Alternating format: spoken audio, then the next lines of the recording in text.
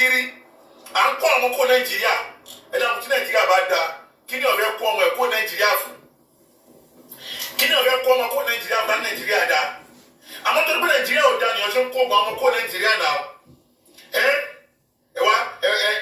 wá sọ Nàìjíríà di property àwọn family kan nígbà àwọn kan ni kó máa gbádùn Nàìjíríà kí la ṣe fún yín mo mọ̀ wípé àsìkò tó lọ́n fẹ́ yọ wá lóko ẹrú lélẹ̀ gbogbo ẹ̀yin youth Nàìjíríà great Nigeria youth great Nigeria youth lára youth Nàìjíríà lèmi náà wà ó ń dùn mí pé mi ò sí Nàìjíríà lásìkò tó lọ́n ìṣẹ̀lẹ̀ ó ń dùn mí mo mọ̀ pé nínú àwọn tó máa lead the squad ni mo wà ṣùgbọ́n gbogbo èyí tí ẹ jẹ́ alágbára tẹ́ wà Nàìjíríà gbogbo èyí tí ẹ jẹ́ ọmọ ògbóró tẹ́ wà Nàìjíríà tí ẹ dákẹ́ àsìkò tá a fẹ́ mú ọmọ ògbóró gidi lélẹ́yìí o àsìkò tá a fẹ́ mú àwọn alágbára lélẹ́yìí látòrí Gani Adams Ààrẹ Ọ̀nà Kakanfò ilẹ̀ Yorùbá this time for you to act as Ààrẹ Ọ̀nà Kakanfò.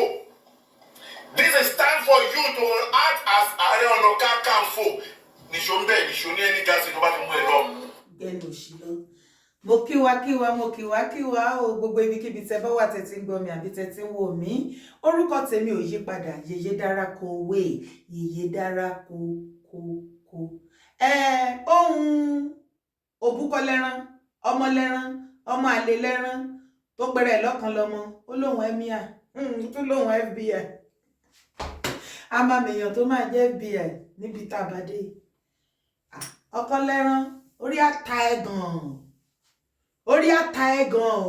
Gbogbo wèrè tó ti ń ṣe bọ̀ tẹ́lẹ̀ yẹn, ó ti wá tọ́ èṣù lọ, ó ti fèṣù lọ yàn. Kí ló tó lọ fèṣù lọ yàn náà?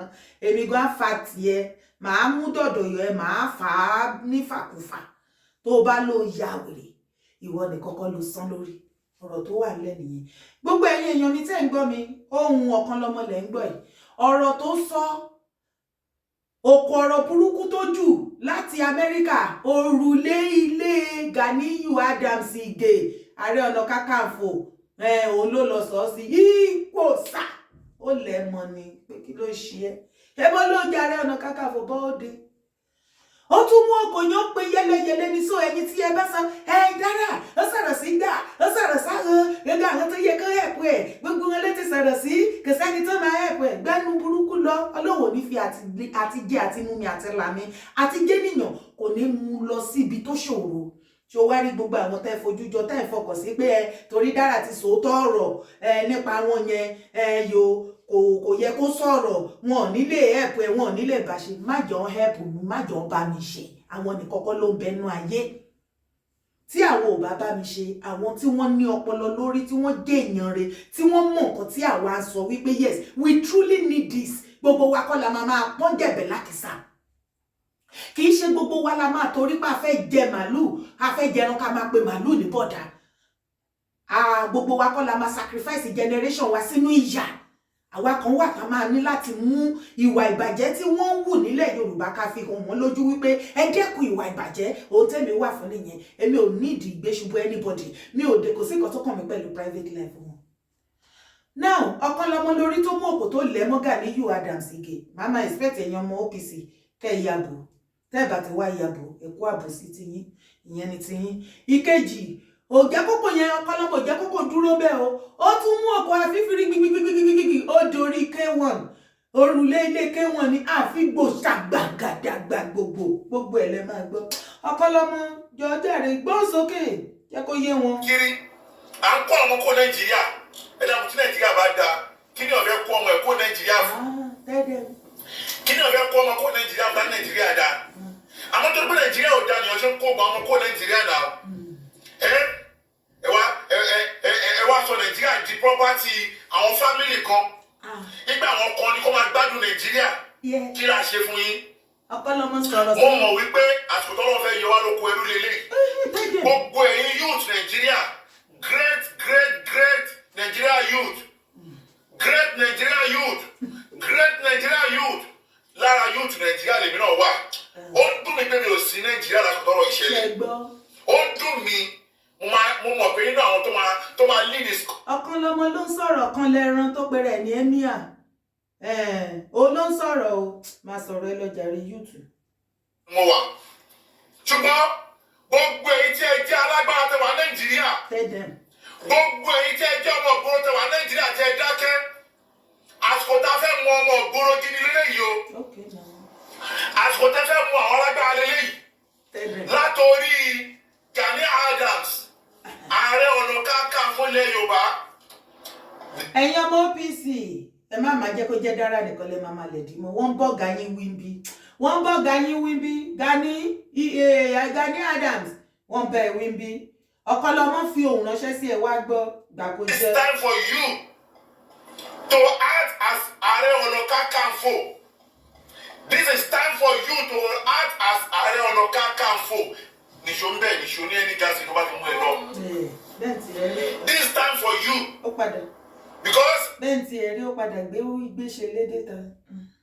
Ààrẹ Ọ̀nà Kakanfò, ìtumọ̀ Ààrẹ Ọ̀nà Kakanfò ni wípé. Sọ fún. Tógun bá ṣẹlẹ̀, ààrẹ ló máa ṣí ogun. Okay now.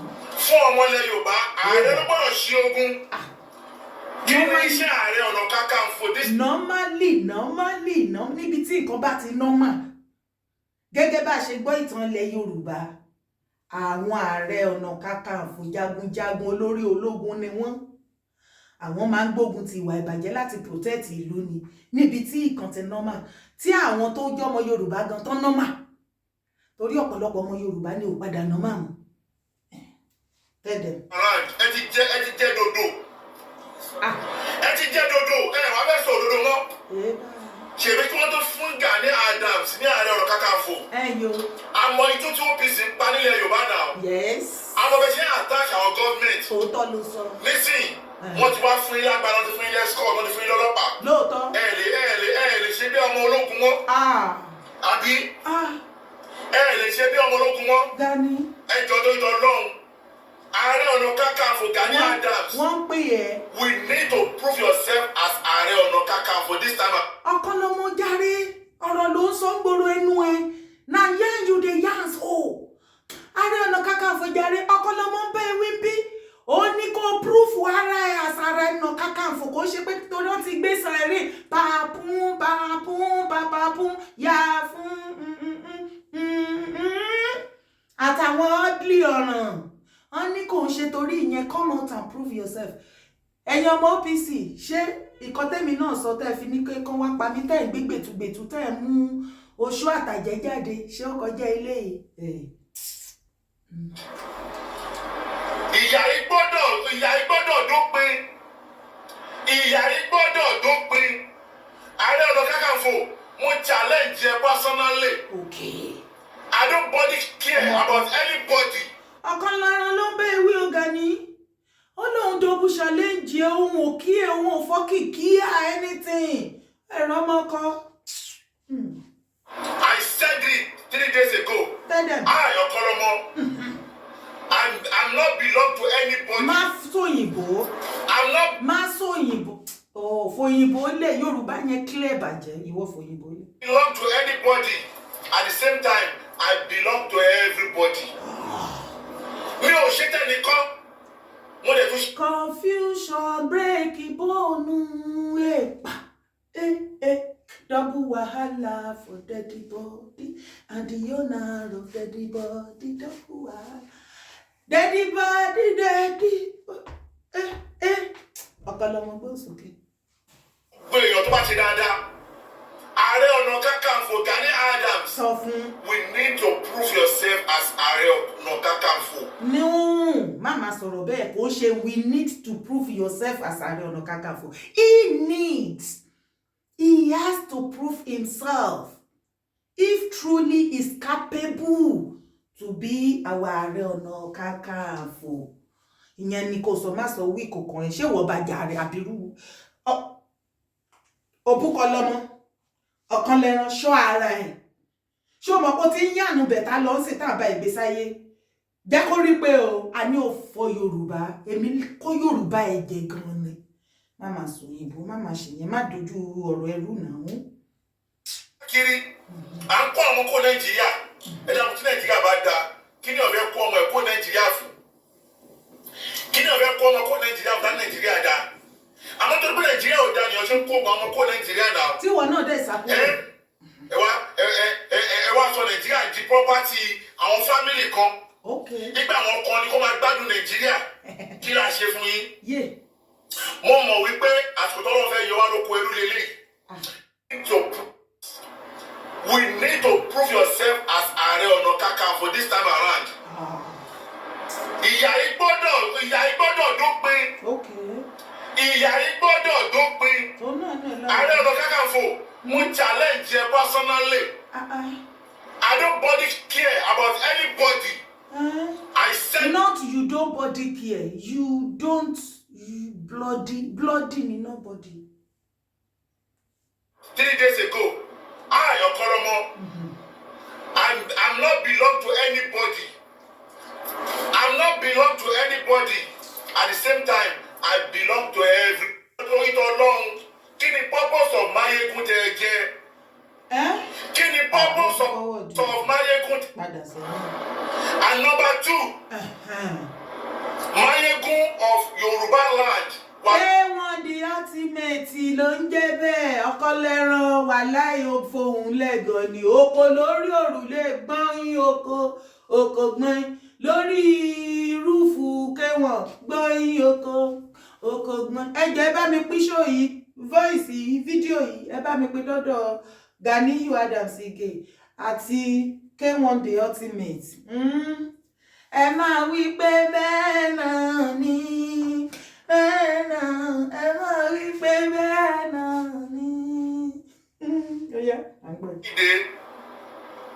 Mayegun of Yoruba land. Ó ń pè ẹ́. Wàsíù Àyìndé. Ẹjọ́ tó ń tọ́ lọ. Ṣé ti rí ọ̀rọ̀ gbẹ́nu ẹ̀gàn? Mayegun tó bá tètè mọ̀ tí mò ń pe K1 ó ti help ara ẹ̀. Wàsíù Àyìndé. Kí ni purpose of Mayegun tẹ jẹ? Béèrè dáadáa. Kí ni purpose of Mayegun tẹ jẹ? Wọ́n láti jọ́ tẹ́ ti jẹ Mayegun tí bàbá Aláàfin ti fi yín jẹ Mayegun àárí ipa yín nílẹ̀ Yorùbá. Ẹ kàn jẹ Mayegun of Yorùbá land for nothing. Ó yá máa sọ. Èmi kọ́ mo wí bẹ́ẹ̀ o. Okanlomo òun ló sọ bẹ́ẹ̀ o. Búkọ́ lẹ́rán ọmọ àlè ní ìwéré ní. Ọmọ àlè ní. Ó ti lè máa súnmọ́ yín sí kó máa bẹ̀bẹ̀ àti jẹ́ ní. Ayé ní lára. US ò padà pay ìyá ẹ̀ US ò pay ìyá dé US gan ni ó ní kéèsì tírọ́ọ̀kì tó gbà àwọn ẹ̀ tó fi ń ṣe kinní gan ó ti fi lásídẹ̀ẹ̀tì wá láti wà lẹ́nu ẹ̀ kò sí kankan fún bó ṣe wà yẹn wéré ni. Ayé ti ń dàrú lọ́wọ́lọ́wọ́ Nàìjíríà ti ń dàrú wáì tí ẹ dìde ẹ ṣe dìde káyé lè rojú ẹ support àwọn youth náà kí ló dé tẹ́lẹ̀ support àwọn youth Wàsíù Àyìndé. Wàsíù wà support youth lójú ọ̀run àbí lójú ayé Wàsíù rè youth rè ibo náà ti papọ̀ in the music kingdom sọ̀rọ̀. Kí lè dákẹ́ fún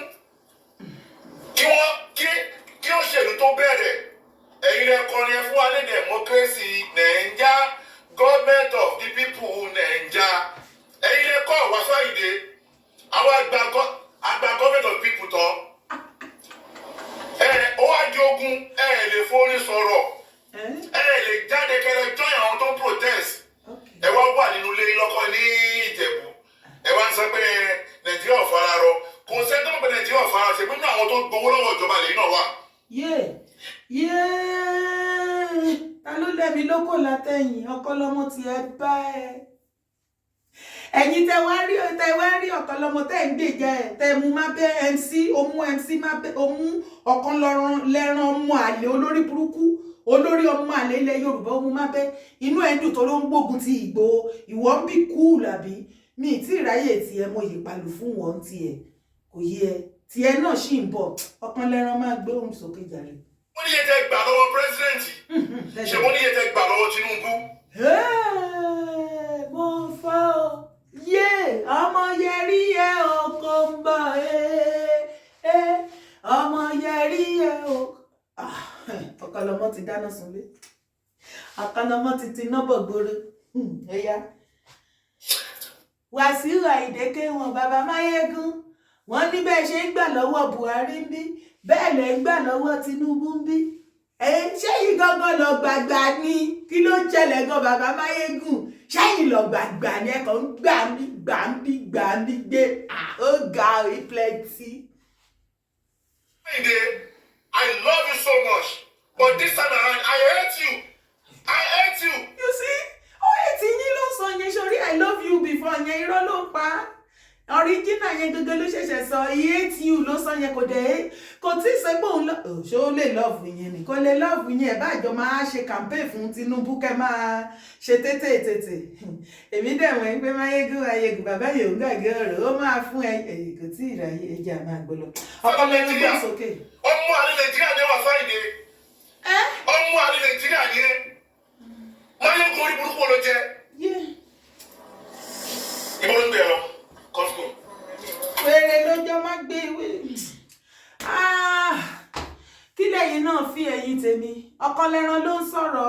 Òun náà bá wa gbóhùn sókè lórí ọ̀rọ̀ yìí ni. Gbogbo bẹ́yìn àtèmi ṣe ń pariwo pé Nàìjíríà ò fararọ. Òun náà bá wa gbóhùn sókè ni. Oko ọ̀rọ̀ dẹ ni. Lóòótọ́ àwọn àgbààgbà ilẹ̀ Yorùbá wọ́n nídìí oko ọ̀rọ̀ lóòótọ́. Ìwọ tó bá wá bọ́ sábẹ́ ṣó. Abẹ́ fídíò mi tó wá ń kọ̀kọ̀ púpọ̀ let's forgive him let's do this to him má pè ní kinní kan mọ́ ṣé o ti rí nǹkan tóun náà ń pa àwọn èèyàn ṣé o ti rí ìgbésí ayé òfò àtàdánù tóun àtàyìnkẹ́ ìtọ́jọ́ ń gbé. Torí mo rí pé ẹ̀yin kan sọ pé ká máa ṣàdúrà fún ìyàwó Ọ̀kanlọ́mọ mi ìmọ̀ ìkan tó kan àdúrà pẹ̀lú mi ìmọ̀ kan tó kan àdúrà tèmi pẹ̀lú Ọ̀kanlọ́mọ ìyàwó Ọ̀kanlọ́mọ ṣé Àyìnkẹ́ kú díjàre wá bí ó ní ìdàdúrà ó ní ìdàdúrà náà ìwọ náà. Kọ́sìkò ló ń gbé lọ. Mayegun wọn ló jẹ tí ò lè dìde kó sọpọ́tì àwọn youth.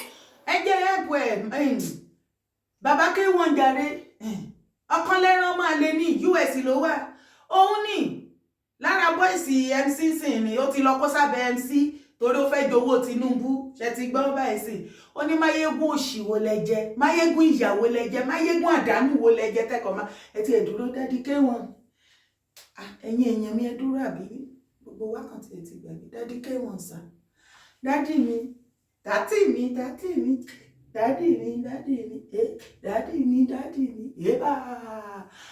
dádì mi Mayegun kí ló ṣe kẹ̀m̀bẹ̀ tẹ́ ẹ̀ ń wọ̀ nígbà tẹ́ ṣẹ̀ṣẹ̀ joyè yẹn mo kàn ní kí n béèrè ní èmi míìsì kẹ̀m̀bẹ̀ yẹn mo míìsì kẹ̀m̀bẹ̀ yín yẹn àti kíní tẹ́ máa ń gbé síwájú tẹ́ máa gbé dání yẹn ni ìmọ̀ kan tó ń pè ní tẹ́ bá mọ̀ ẹ́ pé ẹ bá mi kọ́ síbi comment section àbẹ́yìn tẹ́ ń gbọ́ mi tẹ́ ń wò mí ẹ̀ mí ìsì ẹ̀ ni gbogbo nǹkan wọn pé ẹ̀ ń gbẹ́gbẹ́ kò ṣe bí Yorùbá ni mo mẹ́yìn rán ni ẹjọ́ dàrí dádì Mayegun kí ló ṣe kẹ̀m̀bẹ̀ ṣé ti gbẹ̀gbẹ́ pé gbàrà tí bàbá láàfin létà láàfin tó fi bàbá K1 fi jẹ Mayegun of Yorùbá land bàbá ṣe ń jẹ aṣọ ní straight white ni bàbá máa ń wọ̀ látòkè désàlẹ̀ wọn àpè tán bàtà gan wàá mọ̀ pé Mayegun ni fìlà gan ni wọ́n ṣe ń de special fìlà ni kẹ̀m̀bẹ̀ yẹn ó máa fẹ̀ báyìí ni gbogbo you know dádì ìbúlẹ̀ kó sí gbóhùn sókè jàre Ọ̀kanlẹ́ran.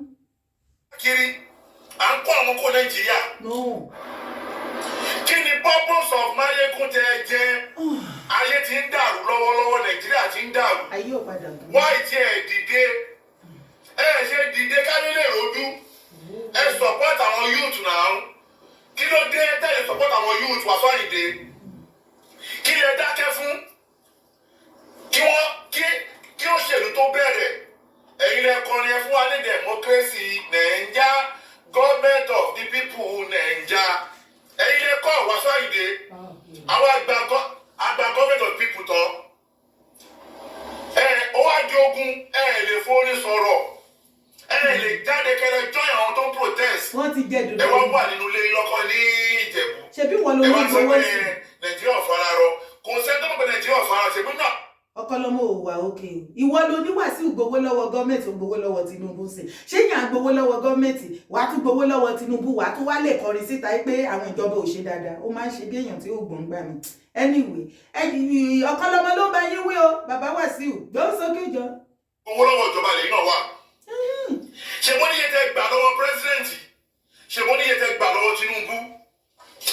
Wàásù Àyìndé, I love you so much. Nígbà. But this time around, I hate you. I hate you. Bastard of Nigeria. Oh God. Ọmọ àlè Nàìjíríà ni Wàásù Àyìndé. Yéé pa. Ọmọ àlè Nàìjíríà ni. Wọ́n ní kó orí burúkú ló jẹ. Yéé ara mi bù máa ṣọ. Ibo ló ń gbé lọ? Costco. Ṣòráyè. Costco kọ́ ló ń gbé lọ. Mayegun wo ló jẹ́? Tí o lè dìde kó support àwọn youth. What's why they? No. I can't stand with this. Ọkàn ilé kò máa lo àìsàn kò yá. Mayegun wo ló jẹ́ tó lè support àwọn youth? Ẹni kẹ bẹ̀rẹ̀. What's why they? Ẹ sọ fún wa náà. Mayegun wo ló jẹ́ tó lè support àwọn youth? Mayegun wo ló jẹ́. Ó dáṣẹ́ síbẹ̀. Ẹlẹ́dàá gbogbo àwọn ọmọ tí wọ́n pa ẹ̀ ó máa ṣe ìdájọ́ fún ẹ. Àṣẹ. Ẹlẹ́dàá gbogbo àwọn ọmọ ẹ̀ máa ṣe ìdájọ́ gbogbo ẹ̀yin tí ẹ jẹ́ alágbára Nàìjíríà. Gbogbo àwọn tẹ̀ jẹ́ alágbára tẹ lẹ́nu Nàìjíríà. Ẹlẹ́dàá gbogbo àwọn ọmọ ẹ̀ máa fìyà jẹ yín. Àmín. Àṣẹ. Ẹlẹ́dàá gbogbo máa fìyà jẹ yín. Àmín. Àṣẹ. Àmín. Àṣẹ. Àmín. Ọba bèrè kò lọ́wọ́ ẹ̀ lọ́wọ́ máa bẹ̀ tẹ̀síwá. Ẹ̀rọ ayé. Ìyàwó ẹ̀ mọ kóòdù náà. Ẹlẹ́dàá gbogbo àwọn máa fìyà jẹ yín. Ìyàwó ẹ̀ mọ kóòdù pásíwọ̀dù káàdì. Ọwọ́ ni òpin ẹni Mayegun.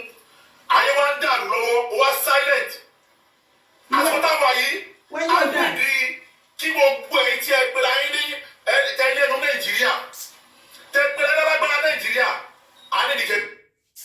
Ìwà yẹn ò dà. Ọlọ́run. Okanlomo wà lẹ́yìn. Orí bó ṣe sọ. Ìwọ náà mọ̀ pé Nàìjíríà ti jóná kò sí nǹkan kan. Tàbá wá rí ìwọ náà rí bó ṣe lé wọn lóko bẹ́ẹ̀ tán padà dá ẹ lóhùn wọn fi eégún lágídí. Àwọn gẹ̀gẹ̀rẹ̀ yàn kan láàrin wọn tó dá sí wa. Àwọn tó kù tán dá sí wa wọ́n bá ní kán lọ fi kú pa. Nígbà tá fún support wọn ò mọ̀ ẹ́pà máa fún support. Ṣé ó wá rí ìdí tó ṣe táwa ṣe bá ewé lè jáde òun náà ni wípé Ìgbòho tó ló fẹ́ olóògá Gbowo ni àwa fẹ́ mọ bó ṣe jọ̀gá ẹ̀. Kò sí wàhálà. Èmi ò sí lára àwọn tó máa ní kó má fún Gbowo jẹ mọ́ ó yá máa fún jẹ. Akéwùgbà rubbish gbogbo ọjọ́ tí Ọ̀kanlẹ́ran bá ti bọ́ síta tó ń ṣiṣẹ́ Ìgbòho Akéwùgbà gold wà máa jẹ gbà. Akéwùgbà gold ọkọ àwọn gbogbo alájà àṣà nìbàdàn yẹn àìmọye alájà náà ló ti forí ko. Ẹ̀yin àfà àìmọye àwọn ìyàwó lẹ́yìn àìmọye àwọn alájà ni wọ́n ti forí kó kíní tá àwọn ìlàdà Akéwùgbà sílvà mọ̀ ti bà wọ́n tẹ́tẹ́tẹ́tẹ́ Akéwùgbà sílvà kò mọ ìjọ kan là kì í jẹ gbogbo ìjò ní àáfà gbogbo ìjò mo kàn tẹ̀ tún gbọ́ kan lórí social media Akéwùgbà ẹlẹ́dẹ̀ ẹ̀gàn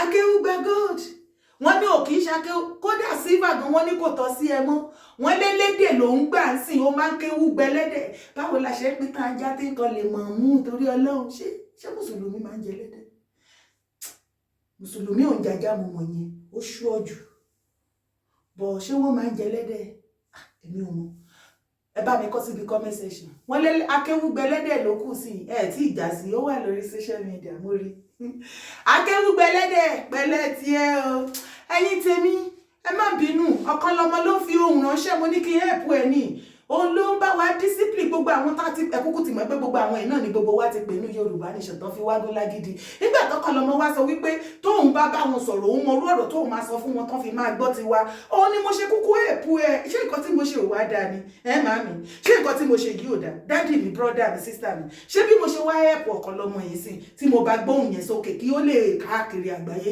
ṣé kò dáa ni ṣé kò dáa ó dáa kò dáa mo wíire kò sí wàhálà Ọkanlomo lọ́lọ́ ẹ̀wọ̀n lóko ẹjọ́ bá mi pín káàkiri gbogbo àwọn tó súnmọ́ àwọn tó dárúkọ yìí kí wọ́n lè gbọ́ iṣẹ́ tí Ọkanlomo fi ránṣẹ́ sí wọn kọ́ lè dá sí wa jàre torí Ọlọ́run má gbàgbé láti subscribe sórí YouTube channel need your support má sì gbàgbé láti drop comment ẹ síbí Ọkanlomo lọ́wọ́ lẹ́wọ̀n lóko àwọn ẹ̀kọ́.